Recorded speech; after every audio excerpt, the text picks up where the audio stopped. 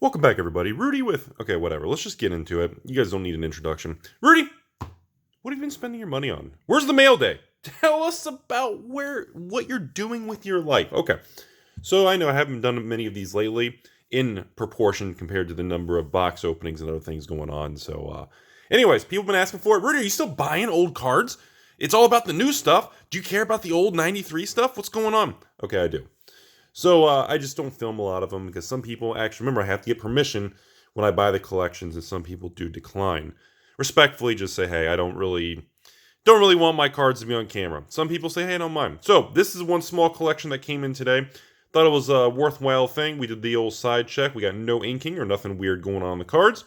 You can definitely see some different wear and age. Definitely not mint pack fresh cards, but vintage nonetheless. 93, 94. So first, we got a very loved Underground Sea, little yellowing, some stains, and definitely, so this is a solid, probably mod MP, HP condition.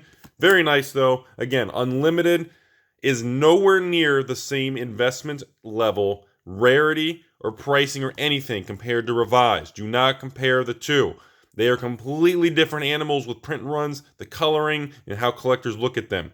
Next, Arabian Nights. Now that the reserve list kind of crash of 2018 has bottomed out, we are seeing upticks again on the buy list and the pricing. So I still stood, just like I told you guys last year, you're going to regret not buying into the opportunity of the declines of the last 12 months. The market is no longer declining. We went through that solid 9 months of flat to negative returns. So, Ali from Cairo, another one of the cards is the one with the little print dot. There's two versions. You can see the little dot by the sword there. There's some versions with the print dot, and there's some versions that are not without the print dot. So they are both authentic cards, just heads up. Little cheap cards like Desert and everything. A lot of people ask me, Rudy, what about these little pseudo cards like Brass Man and everything from Arabian Nights that are not reserve list, but they're still Arabian Nights cards? I like them all. I don't care. Rudy, what about that particular person or that woman? No, I like them all. I don't care. But what about the girl who looks... I don't care. I don't care. I don't care. You gotta have it. So, Arabian Nights, obviously, for those of you not familiar, the infamous mountain from Arabian Nights, only land printed Arabian Nights, blah, blah, blah. A lot of people collect them. It's a very kind of glitch nostalgic card. Always loved them. No matter what the price is, they will only go in one direction. Pyramids, another one of those pseudo goofy kind of cards. Reserve list, Arabian Nights, checks all the boxes. Great card. You should be buying it. Candelabra, you should only be buying it if they're not signed. Flippin' Douglas and your scribble on everything. Not a fan of the signature, but you know what? It is a real card. This particular candelabra, just so you know, notice the back. See if I can get that. You see those little, this is the softer, what they call the waxier version of Antiquities. There are two versions. If you guys want me to do a video on that particularly, there are two versions of Antiquities. There's a waxier soft version, which is this. The coloring's a little different. It's got a little bit of a smoother, waxier smell and feel versus the regular Antiquities. We'll kind of do a video on that if people care. Let me know in the comment section. Or just press F to say, Rudy, we respect you blowing your money. That's fine too. ATOG. Well, that's going to be Rudy in a nursing home one day. Armageddon Clock, great card again. Unique. Millstone, very symbolic. Again, not reserve list cards. Yes, just because you have coloring variances does not mean the one in the middle is not authentic. Always remember that, everybody. So when you have these two, see how the browns look different on the bordering? They are both still real cards. Just keep that in mind. They're just variants on the printing back then because there was not much quality control because nobody thought they were going to do anything. The Tomb, never anything special. Ivory Tower, Rudy's infamous ivoryness. Felden's Cane, Chronicles reprint, destroyed it. Dragon Engine, 4th edition reprint, destroyed it. Rack, been reprinted a million times. Cursed Rack, Vice, all that crap. Colossus Sardia, not reserve list, very iconic for the black bordered Antiquities version. Always like it. All right, so let's get to some actual factory action over here. I know everybody mostly just cares about the winter version because it's the rarest, it's the most unique. It is the sought after version and the rarity. Period. I like them all. I always feel that these are always undervalued. And the winter one, it went up so much in value recently. This one's not as extremely undervalued anymore. This one particularly has gone up quite a bit. The factories, again, I like them all. Get a good deal. Make sure they're authentic. Buy them up. All right. You want to talk about the workshop for a second? Let's talk about workshops for a second here. Workshops, they have gone down. They were, I think, there was a point in time like a year ago in the buyout craze, the end of 2017. Like the cheapest workshop on eBay was like $1,500. Again, everything is softened 20-30% on a lot of those from the highs and the spikes. I highly recommend workshops to anybody who wants to invest in reserve list old cards. Bazaar Baghdad, libraries, and workshops, the big three of these heavy hitter ones, certain cards like that, of the lands. These are the kings. These are the best of the best. I always recommend it. If you can get a good deal and you can park money long term, you won't regret it. All right. I just wish I looked like that, and I wish I had... Oh, wait, I do. Okay. So that's a card. That's cool. Anyway, Suchi, another one of those cards. Depending whether you play for mana burn or not, depends on how you feel about the card. Always loved it. 4 colorless for 4 colorless deck. Great. And, of course, reserve list. Chalice, Rack. These are all just foo-foo little cards. Nothing crazy. Tron lands. Let's talk about Tron lands for a second. It's been quite a while since we brought them up.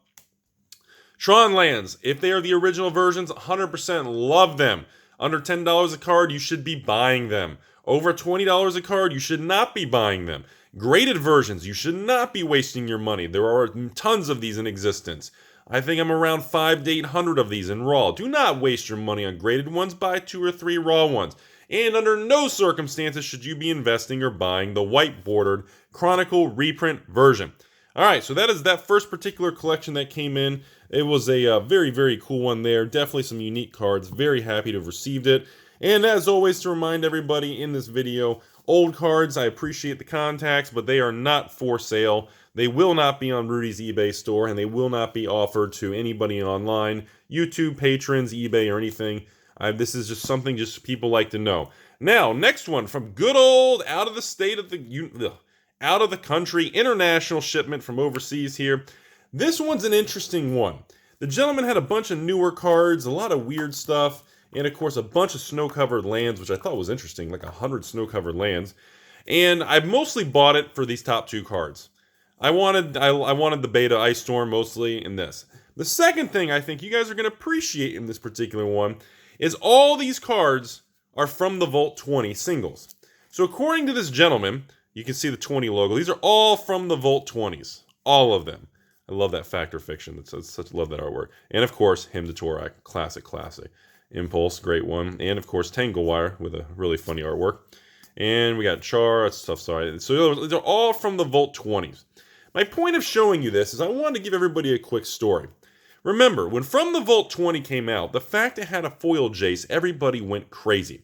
So this gentleman, as with many people around the country and around the world, were buying from the Vault 20s, flipping or selling the Jace, and keeping all the rest of the cards, as pretty much free cards or free profit. So, as the time went on, the post from the Vault 20 came out, the price of foil from the Vault Jace did decline and level out. There was a time when people were paying $400-$500 for From the Vault 20 because of the foil Jace, because comparing it to the original printing of foil Jace from World Wake, I think it was. So, it's really interesting to see, because I asked, I was like, why did you end up, or how did you end up with all From the Vault 20 cards? And obviously I saw no Jaces, so I knew immediately he sold the Jaces, kept the cards, and he was running a business churning and burning from the vaults. Which is another reason, to this date, there are not a lot of sealed From the Vault 20s left in existence, and I firmly feel a lot of them are undervalued because of the storyline and how these things were broken down and sold. It's a very fascinating story, everybody. I think a lot of you guys would appreciate that. Now, side note, of course, as with many collections, he had, a little fetch land, a little meta worker action, which I liked, and of course some random little things, the powders, skull, some common Ice Age stuff, little random rares, a little BFZ promo pre-release cards, some Fate, powder, good old M13 Dryad. She's a beauty. Isn't she? I love that hair. It's so cool. And of course, some random other things, little Saga Gamble, Visions Actions, Weatherlight, a little Anvil from that. Tempest Petal from the old Lotus, and a bunch of little common card from old P3K English. So we got a bunch of little foo-foo fun things here. Engineered Explosives. That original artwork used to be a ton of value. I think the original artwork might still hold a small premium, though. So, this type of thing is something I usually end up buying whenever I want something like these. I thought the From the Vault 20s were interesting, but this, of course, is what got me to pull the trigger. And these are all I'm just going to flip and sell mostly, but I thought it was a really cool thing to let people know and share the story about the 20s. And then also in the back here, he had a stack of, like I said, the snow-covered lands, which I thought was really interesting. The other part I thought was more interesting than the snow-covered lands is the gentleman inside of here had a huge stack. He had a huge package. And I want to show you guys specifically. This is a good teaching thing for a lot of people right here.